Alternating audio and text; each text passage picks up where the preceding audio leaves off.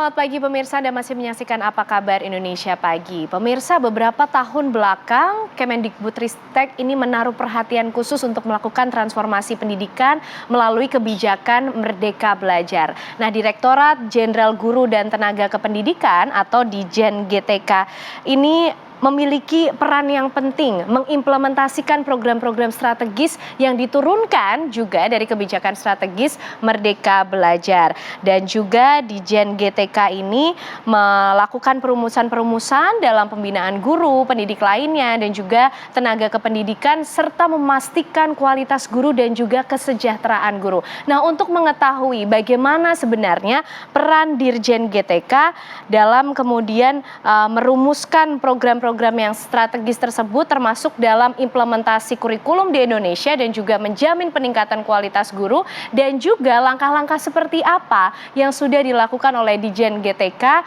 dalam mengimplementasikan program-program strategis pada kebijakan Merdeka Belajar. Kami akan ajak Anda langsung berbincang bersama dengan PLT Dirjen GTK Kemendikbudristek, ada Profesor Dr. Nunu Suryani MPD. Selamat pagi Bu Nunu.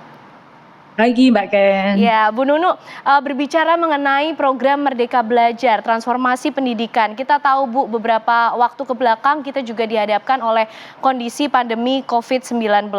Nah, bagaimana sih konsep Merdeka Belajar ini dijadikan landasan untuk mencari solusi atas persoalan-persoalan yang timbul, Bu? Ya, baik, terima kasih Mbak Ken. Jadi persoalan paling mendasar yang kita alami adalah terjadinya krisis pembelajaran dan learning loss pada murid-murid kita. Nah, krisis pembelajaran ini sebenarnya adalah sudah terjadi sebelum pandemi, namun diperparah akibat pandemi. Nah, selain itu beragam studi yang sudah dilakukan juga memperlihatkan bahwa kesenjangan pendidikan yang curam antara wilayah dan kelompok sosial di Indonesia. Isu kesenjangan ini menambah daftar panjang tantangan pendidikan yang harus Indonesia tanggulangi. Pandemi sekali lagi memperparah tantangan pendidikan yang ada di Indonesia.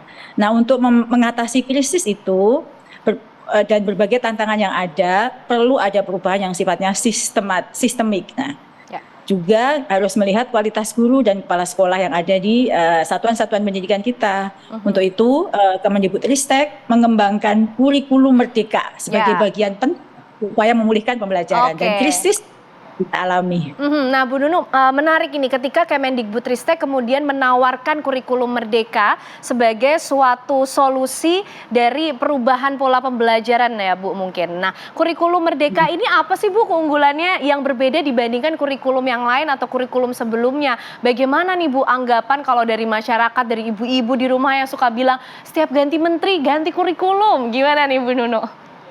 Ya, kalau bicara tentang unggulan kurikulum merdeka banyak sekali Mbak. Jadi dari struktur kurikulumnya sendiri dia lebih fleksibel. Kurikulum merdeka juga fokus pada materi yang esensial saja. Capaian pembelajaran diatur per fase, bukan per tahun. Juga kurikulum ini memberikan keleluasaan bagi guru untuk menggunakan berbagai perangkat ajar sesuai dengan kebutuhan dan karakteristik peserta didik. Dan juga ada aplikasi yang menyediakan berbagai referensi bagi guru untuk dapat terus mengembangkan praktek mengajar mereka secara mandiri dan berbagi praktek kepada guru-guru yang lain. Oke. Jadi kurikulum. Nah, Bu Nunu, peluncuran kurikulum merdeka ini kan bersamaan dengan adanya peluncuran platform Merdeka Belajar. Kenapa sih Bu harus dibarengi antara peluncuran kurikulum ini dengan platform yang ada? Jadi platform Merdeka Mengajar ini memang sepaket Mbak dengan implementasi kurikulum merdeka. Platform ini mendukung penerapan kurikulum Merdeka Belajar. Jadi guru-guru dan kepala sekolah bisa lebih cepat mendapatkan materi dan dukungan dalam menerapkan kurikulum merdeka yang sudah disajikan dalam genggaman tangan mereka. Platform Merdeka Mengajar bukan hanya berisikan materi dan konten yang berasal dari Kemendikbudristek saja Mbak, tapi platform ini dirancang untuk menjadi aplikasi yang dimiliki oleh guru, dari guru dan untuk guru. Platform ini memang dihadirkan sebagai aplikasi bagi guru agar mereka menjadi pengajar yang lebih baik dan dapat memanfaatkan serta memfungsikan teknologi digital sebaik mungkin untuk kepentingan pendidikan. Oke, nah Bu Nunu berbicara mengenai guru Bu. Dijen GTK ini kan juga concern dalam meningkatkan atau menjamin kualitas guru dan juga kesejahteraan guru.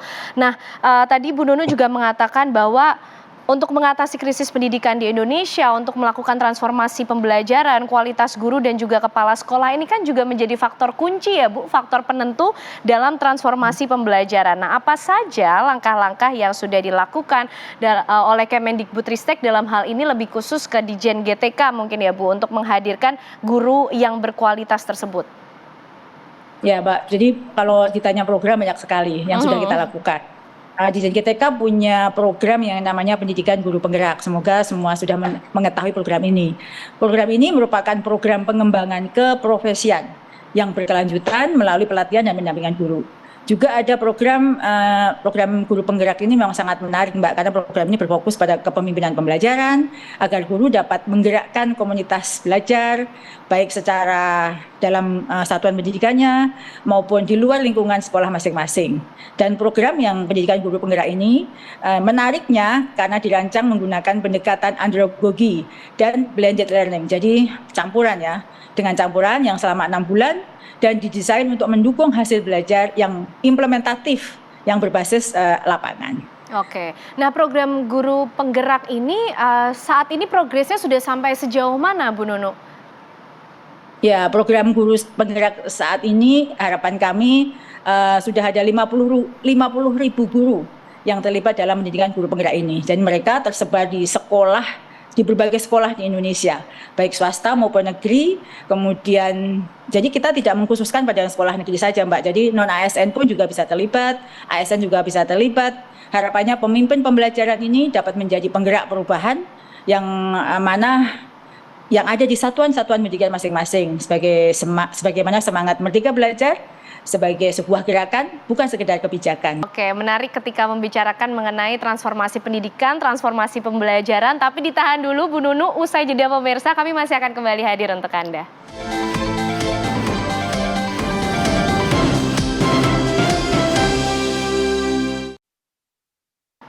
Baik pemirsa, masih bersama kami di Apa Kabar Indonesia Pagi dan tentunya masih bersama dengan Ibu Nunu Suryani, PLT Dirjen GTK. Kita akan kembali berbincang hari ini mengenai transformasi pendidikan. Bu Nunu, tadi kan kita terakhir sudah banyak menyinggung mengenai guru penggerak, kemudian bagaimana pemimpin pendidikan. Nah, pemimpin pendidikan yang dimaksud di sini apakah kepala sekolah sih Bu sebenarnya? Dan regulasi seperti apa yang disusun agar guru penggerak ini kemudian bisa menjadi kepala sekolah? Bukankah kebijakan ini berada di wilayah daerah Bu atau kepala daerah?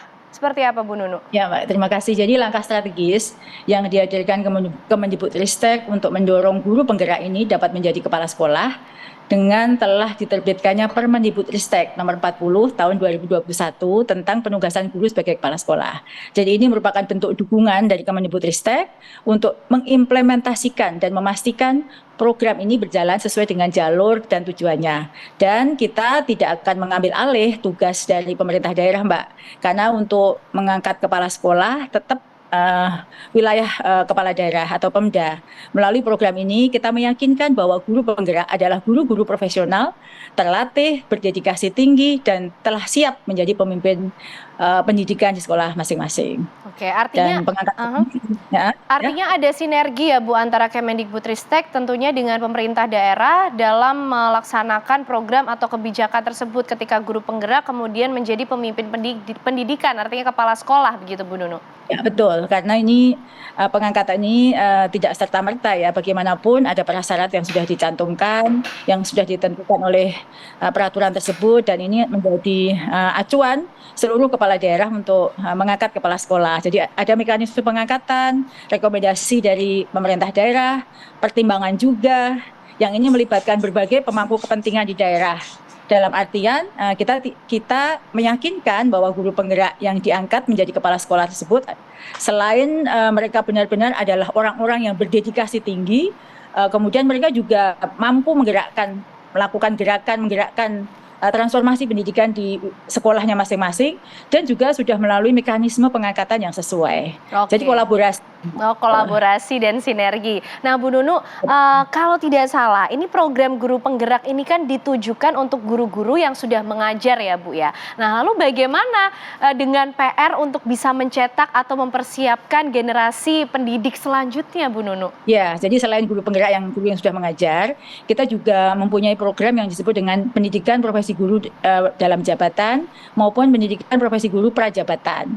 Jadi jika PPK Daljab ini untuk guru-guru yang sudah mengajar, nah PPK Prajab ini atau prajabatan ini untuk menyiapkan calon-calon guru yang profesional. Jadi PPK Prajabatan tahun 2022 ini juga termasuk program unggulan yang diselenggarakan oleh Kemendikbudristek melalui Dijen GTK. Program prajabatan ini diselenggarakan memang dalam rangka mewujudkan kebutuhan pemenuhan guru baik secara kualitas maupun kuantitas. Dan program ini khusus diperuntukkan bagi seluruh lulusan S1 maupun D4, Mbak. Wah, luar biasa. Nah, Bu, bagaimana juga sih Bu sebenarnya dengan pengangkatan guru-guru honorer sebagai ASN PPK ini nih Bu, pasti yang banyak menarik perhatian dan ditunggu-tunggu informasinya. Betul, Mbak. Jadi ini yang sekarang sedang lagi booming ya, berita tentang guru ASN P3K. Jadi Kemendikbudristek ini selalu sangat peduli dengan guru-guru non ASN yang ada di satuan-satuan pendidikan.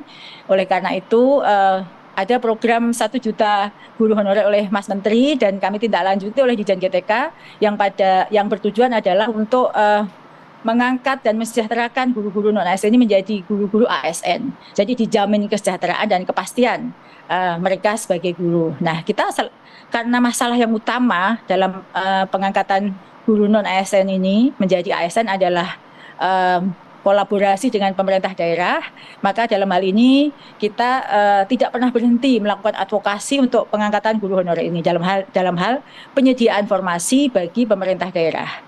Jadi kepada Pemda, Bupati, Wali Kota maupun Gubernur, kita selalu mendorong untuk meningkatkan ajuan pemenuhan kebutuhan formasinya sesuai dengan perhitungan kita. Dan kami sangat mengapresiasi bagi kepala-kepala daerah yang memenuhi atau mengusulkan formasinya 100% sesuai dengan kebutuhan kita. Banyak, Mbak, ada 67 gubernur wali kota yang sangat peduli dengan hal ini dan mengusulkan formasi 100% sesuai dengan perhitungan kebutuhan kita.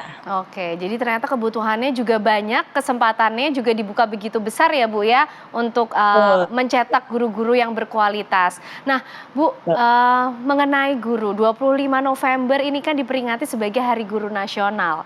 Tahun lalu Dijen GTK ini menetapkan temanya bergerak dengan hati, pulihkan pendidikan. Nah kalau tahun ini Bu, tema dan semangatnya apa sih untuk Hari Guru Nasional?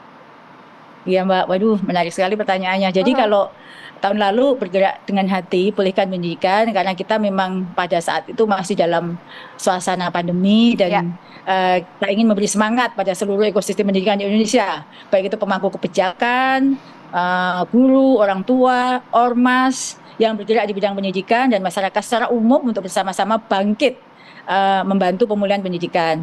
Nah, tahun ini kita sedikit berbeda, Mbak. Tahun 2022 ini kita sepakat untuk mengusung tema serentak berinovasi, wujudkan Merdeka Belajar. Kenapa ini berubah menjadi serentak berinovasi? Karena tindak lanjut dari tema tahun lalu sebenarnya. Setelah semua elemen bergerak, setelah seluruh ekosistem pendidikan di Indonesia bergerak, kita bersama-sama melakukan inovasi.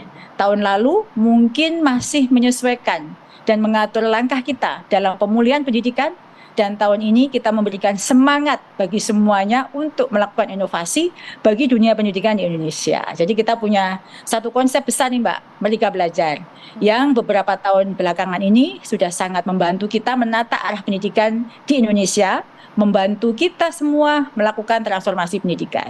Oke, nah artinya dengan tema itu ada harapan-harapan khusus dan nantinya akan diimplementasikan dong Bu tentunya di tahun ini bersamaan dengan Hari Guru Nasional begitu ya Bu Nunu?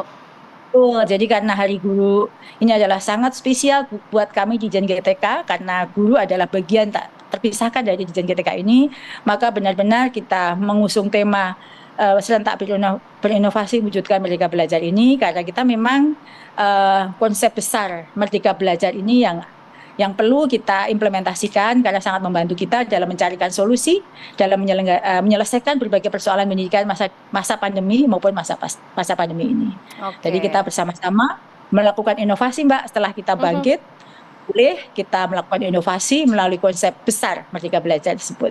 Oke, bangkit dan juga berinovasi. Semangatnya luar biasa, tentu kita tunggu implementasinya Bu, untuk langkah-langkah dan juga semangat-semangat baiknya ke depan dalam transformasi pendidikan di Indonesia. Terima kasih sekali lagi kami ucapkan untuk PLT Dirjen GTK, Kemendikbudristek, Profesor Dr. Nunuk Suryani MPD, sudah mau berbagi informasi, penjelasan bersama kita semua di Apa Kabar Indonesia Pagi. Terima kasih Ibu, sehat selalu. Terima kasih Mbak Ken. Dan pemirsa, Apa Kabar Indonesia Pagi masih akan kembali hadir untuk Anda usai jeda.